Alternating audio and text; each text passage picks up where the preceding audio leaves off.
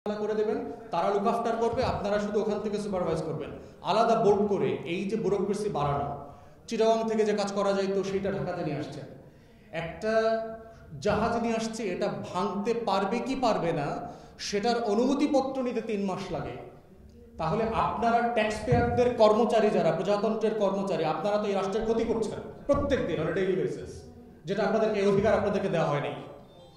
যেই industry export oriented, যে industry আপনাকে রেভিনিউ দেয়, যে ইন্ডাস্ট্রি আপনাকে ট্যাক্স দিচ্ছে, যে ইন্ডাস্ট্রি আপনার হাজার হাজার শ্রমিকের বেতনের এনশিওরমেন্ট করছে, এমপ্লয়মেন্ট ক্রিয়েট করছে, তাকে আপনি বাঁচানোর বদলে প্রত্যেক দিন মৃত্যুর মুখে ঠেলে দিচ্ছেন। এইটা তো একটা রাষ্ট্রের প্রজাতন্ত্রের চরিত্র হতে পারে না। আমরা এগুলোর পরিবর্তন দেখতে চাই।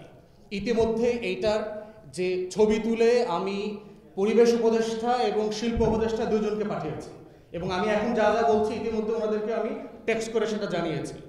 বাস্তবতা হচ্ছে 24-এর গণ অভ্যুত্থান পরবর্তী আমরা যারা বাংলাদেশ 2কে দেখতে চাচ্ছি, সেই বাংলাদেশ 2 দেখার চরিত্র আমলাতন্ত্রের মধ্যে আমরা দেখতে পাচ্ছি না, গভর্নেন্সে দেখতে পাচ্ছি না। আমরা বাংলাদেশ 1-এর মধ্যে থেকেও খারাপ অবস্থা দেখতে পাচ্ছি আমলাদের মধ্যে। তাই রেসপেক্টফুলি বলছি যে আপনারা আপনাদের বসদের কাছে গিয়ে সিরিয়াস কনসার্নগুলো বলবেন, এবং আপনাদের দুজনের বক্তব্যে আমি খুবই হতাশ।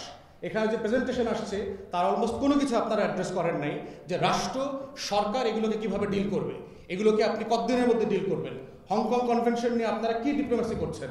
জুন মাসে আমার ইন্ডাস্ট্রি যে কলাপস করবে এটা কম্পেনসেট করবেন কিভাবে? যদি 20-30 হাজার শ্রমিক বেকার হয়ে যায়, ওরা তো রাস্তায় নামবে, চিটাগাংয়ে রাস্তাঘাট বন্ধ করে দেবে, ওরা চুরি ছিনতাই করবে, ডাকাতি করবে, ল এনফোর্সমেন্ট কলাপস করবে, then how you deal with it? আপনি তো অ্যাড্রেস করলেন না এগুলো। So you came very ill prepared, and sorry to say this, কারণ আপনারা প্রজাতন্ত্রের কর্মচারী, and you must listen to us. Issue হচ্ছে যে আমার কেন 200 ইন্ডাস্ট্রি পড়ে গেল, এবং অ্যাট এ টাইম আমাদের একজন কো স্পিকার বলেছেন যে আমাদের যখন কমছে তখন ভারতীয় ইন্ডাস্ট্রি বাড়ছে। What is it? পরিবেশ শুধু বাংলাদেশের এনজিওওয়ালারা বোঝে, পরিবেশ আমরা বুঝি না? আমরা বাইরে পড়াশোনা করি নাই, খালি এনজিওর টাকা পাইলে পরে পরিবেশের বোঝা যায়, সেন্স তৈরি আসে। পরিবেশ ট্রাম্প বোঝে না, না? ট্রাম্প যে কয়লার খনিগুলো আবার চালু করে দিচ্ছে, ফসিল ফুয়েল থেকে আবার ফেরত আসছে।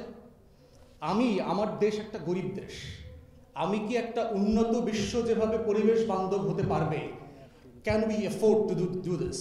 We cannot. আমার এখানে ইন্ডাস্ট্রিয়াল রেভলিউশনই হয়নি এখন পর্যন্ত, সেখানে west is living post industrial revolution এরা। They can afford to comply with the environmental consequences. We cannot do that.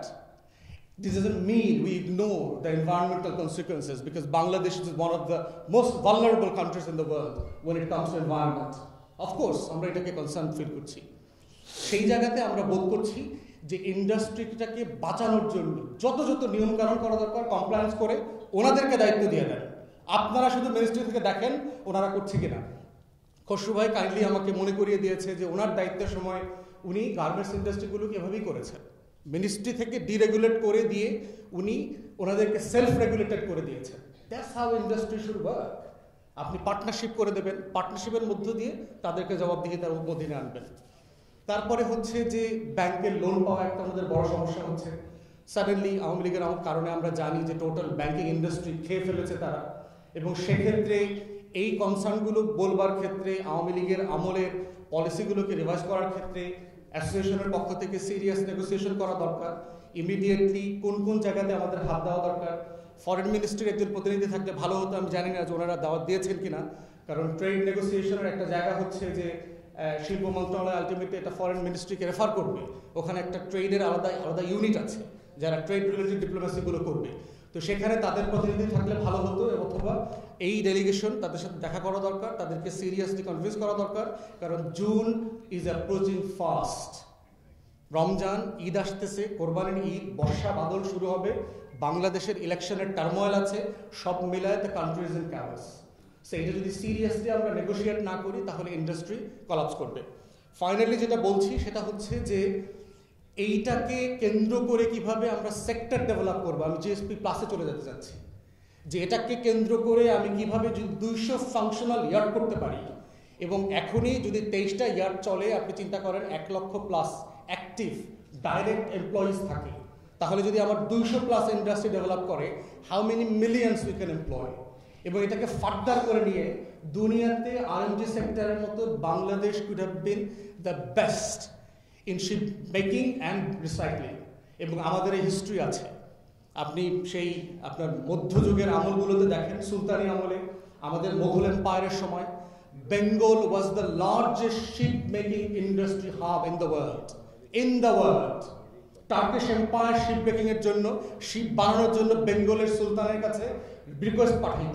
Europe, Italy, Americas থেকে অর্ডার আসতো এখানে শিপ বানানোর জন্য।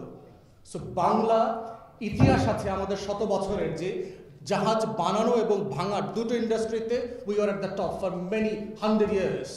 সো আমাদের এইটা ফিরায় নিয়ে আসার সুযোগ আছে ইকুয়ালি, যেভাবে মুসলিমের ঐতিহ্য আমরা আবার আরএমজি সেক্টরের মধ্য দিয়ে ফিরায় নিয়ে আসছি। এটাও শত শত বছরের বাংলার ঐতিহ্যের জায়গা ছিল। অতএব আমরা বোধ করছি যে সরকার, রাষ্ট্র, প্রজাতন্ত্রের কর্মচারীরা, ট্যাক্স পেয়ারদের যে রিলায়েবিলিটির জায়গা আছে, আপনারা জনগণকে সাহায্য করেন। দয়া করে এগুলোকে চাকরি আকারে দেখবেন না, 9টা 5টার জিনিস এগুলো না। এগুলো মানুষের রুটি রুজি, জীবিকা, জীবন। যেটা কমপ্লাই করা দরকার, যেটা বাধ্য করা দরকার রাষ্ট্রের পক্ষ থেকে, সেটা আপনারা করেন। কিন্তু ইন্ডাস্ট্রিকে বাঁচানোর জন্য যা যা করার সেগুলো আমরা দেখতে চাই। সবাইকে অসংখ্য ধন্যবাদ। ভাই বোনেরা সহ সবাইকে সালাম জানাচ্ছি।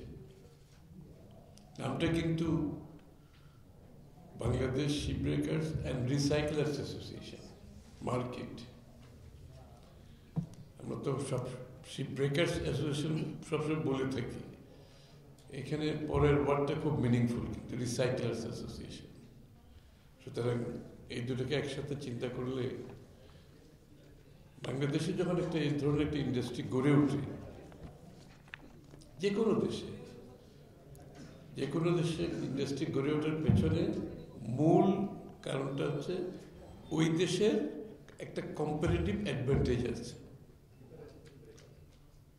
যেই দেশের কোনো স্পেসিফিক ইন্ডাস্ট্রিতে কম্পারেটিভ অ্যাডভান্টেজ থাকবে না, সেই ইন্ডাস্ট্রি সেখানে উঠে আসতে পারে, করলেও সেটা টিকে থাকতে পারে না। স্বাভাবিকভাবে এটা আমরা ধরে নিতে হবে। বাংলাদেশ শিপ ব্রেকার্স আর রিসাইক্লার্স অ্যাসোসিয়েশনের মাধ্যমে যে ইন্ডাস্ট্রিটা গড়ে উঠেছে, এখানে এর একটা কম্পারেটিভ অ্যাডভান্টেজ আছে বলে এই কাজটা বাংলাদেশে হচ্ছে। এবং একইভাবে বাংলাদেশের গার্মেন্ট শিল্পের কিন্তু একটা কম্পারেটিভ অ্যাডভান্টেজ আছে, যার জন্য গার্মেন্ট শিল্প উঠে এসেছে। এবং এই কম্পারেটিভ অ্যাডভান্টেজ যদি থেকে থাকে, যার কারণে বাংলাদেশের ship breakers association, ship breakers ইন্ডাস্ট্রিতে ব্রেকার্স অ্যান্ড রিসাইক্লার্স অ্যাসোসিয়েশন গড়ে উঠেছে, তাহলে এটা বাংলাদেশের অর্থনীতির জন্য একটি বড় ধরনের একটা গ্রোথ সেন্টার, গ্রোথ